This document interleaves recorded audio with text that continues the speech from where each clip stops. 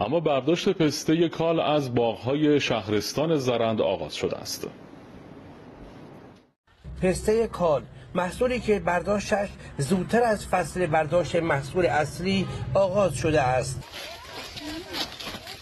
این پسته که از باغ میچینه پسته کاله، میانه داخل ترمینال، از اینجا این نوار میریزه، کارگرا میره داخل چرخ، برگش و ساجش و اینا جدا میشه و پستش میبره رو میدون، اونجا آفتاب میکنه، پارو میکنه، بعد از اونی که 10-12 رو خوش شد میبرن تا انبار، بعد اونجا داخل گونه بارگیری میکنن میبرن. این کشاورز اولین بار قصد دارد همه محصولش را به صورت کال برداشت و روانه کشورهای اروپایی کند و تصمیمی که گرفته شده این که کل محصول مجموعه به صورت پسته کال برداشت بشه که از سموم شیمیایی استفاده نکردیم که بتونیم حالا یه جور مجوز ورود به اتحادیه اروپا و یا بقیه کشورها رو بتونیم داشته باشیم. 30,000 هکتار سطح زیر کشت پسته در سطح شهرستان، 2,000 هکتارش الان برداشت میشه به صورت کال.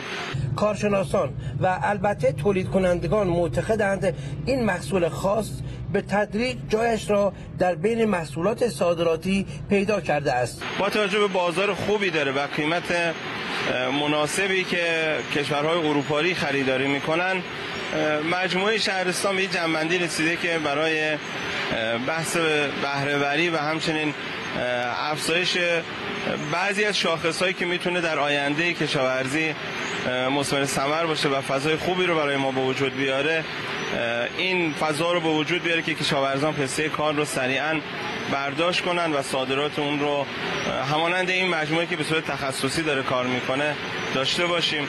آینده پسته کال خیلی بهتره، مخصوصا بازارهای صادراتیش قطعا خیلی بهتره، ارزش افزوده خیلی بهتری خواهد داشت. برداشت پسته کال به مدت 3 هفته در شهرستان زرند ادامه دارد. علی نجفپور، خبرگزاری صدا و سیما، روستای ارجمندیه، شهرستان زرند.